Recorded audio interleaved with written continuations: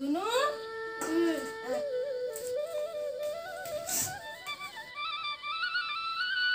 ভালকে খানি ল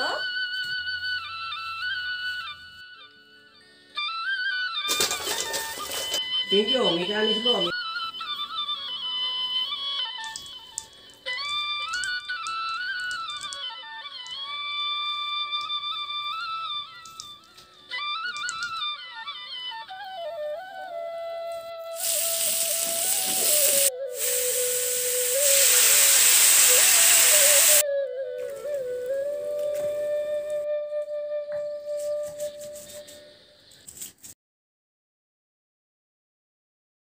নমস্কাৰ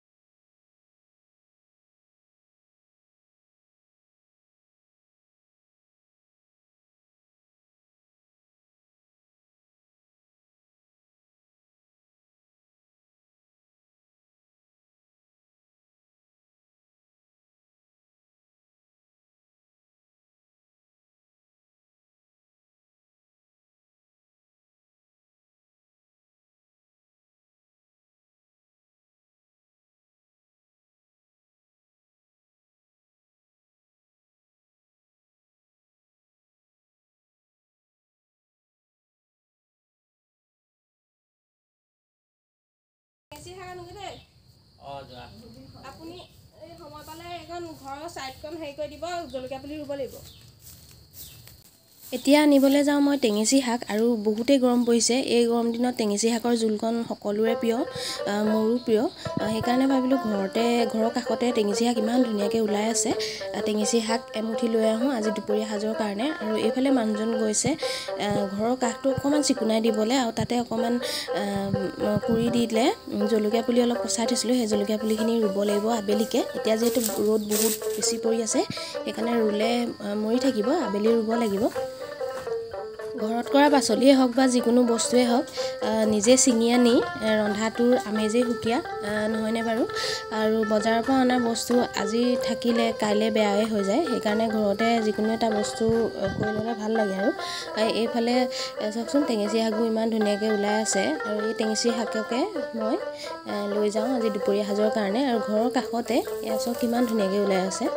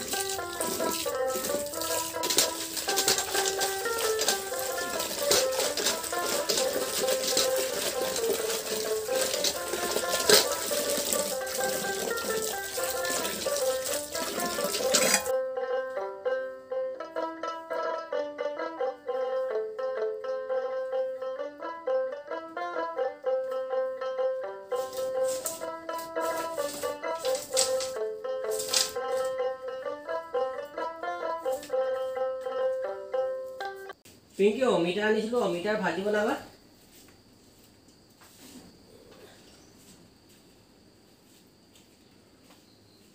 এইফালে দুপৰীয়াৰ ভাতকেইটা হৈ আছে, উতলি আছে মানে। আৰু ঘৰৰে অমিতা পাৰি আনিছিলে মানুহজনে, তাকে কাটি লওঁ ভাজিবৰ কাৰণে।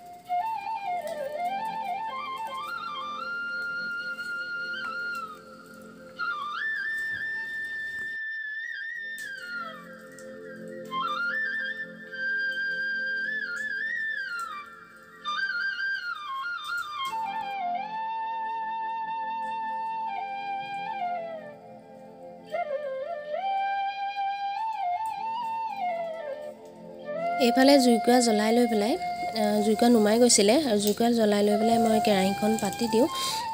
টেঙেচিৰ দাইলকণ বনাব লাগিব, সেইকাৰণে কেৰাহীখন পাতি দিছোঁ। ইয়াতে অলপ পানী দি দিছোঁ। মই আজি দাইলৰ লগত টেঙেচি শাক বনাম, দাইলো কেইটামান দি দিছোঁ টেঙেচি শাক বনাবৰ কাৰণে।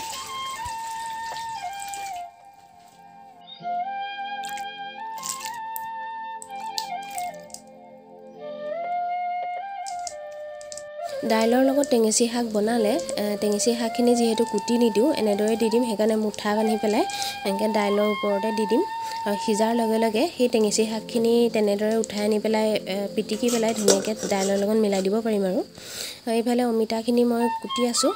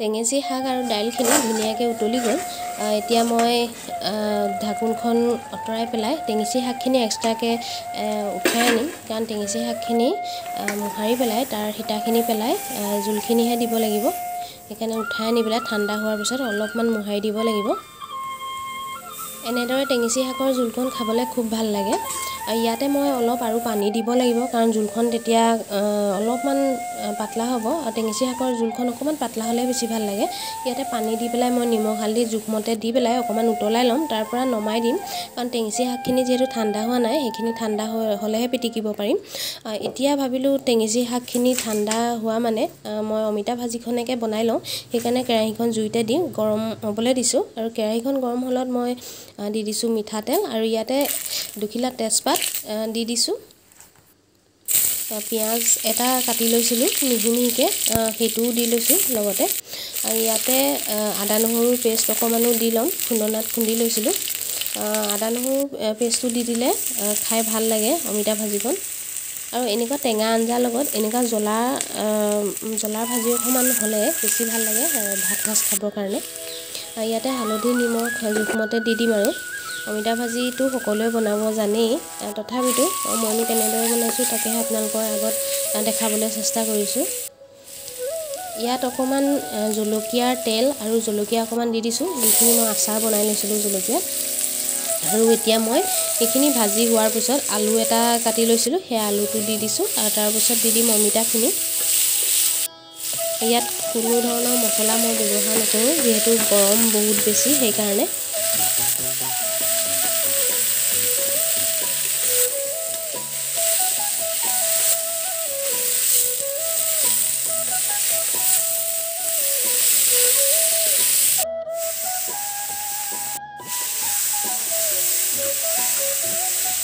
অমিতা ভাজিখিনি সিজিবৰ কাৰণে অকণমান পানী মই দি দিছোঁ তাৰপিছত ঢাক মাৰি সিজিবলৈ দিম নহ'লে অমিতা ভাজিখিনিত পানী দি যদি সিজিবলৈ নিদিওঁ তেতিয়াহ'লে অমিতা ভাজিখিনি তলত লাগি যাব পাৰে আৰু এইফালে টেঙেচিখিনি ঠাণ্ডা হ'লত মই ধুনীয়াকৈ টেঙেচিখিনি হাতেৰে মোহাৰি পেলাই তাৰ হিতাটো পেলাই দিব লাগিব চেপি চেপি আৰু ৰসখিনিহে মই দাইলৰ লগত মিক্স কৰিম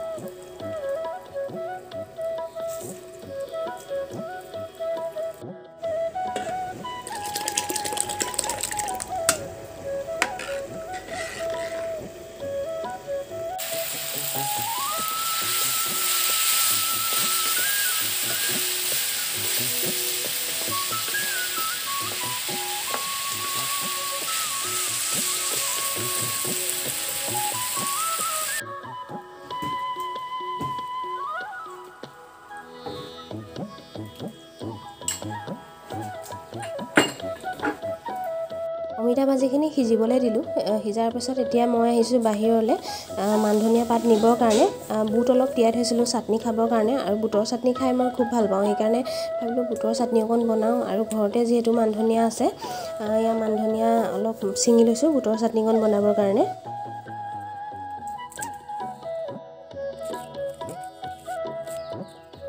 আৰু এইফালে চাওকচোন ঘৰৰ ছাইডখন কিমান ধুনীয়াকৈ মানুহজনে চাফা কৰি দিলে জলকীয়া পুলি ৰুবৰ কাৰণে। আৰু মই আবেলি আজি জলকীয়া পুলি ৰুব লাগিব।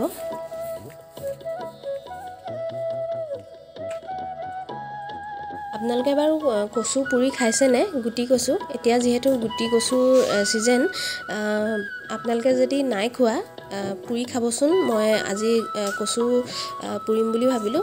কচু এটা জুইতে দি দিছোঁ, আৰু যিসকলে নাই খোৱা খাব পাৰিব। আৰু বহুতেতো জানেই কচু পুৰি খায় বুলি, যিসকলে নাজানে সেইসকলকহে কৈছোঁ মই।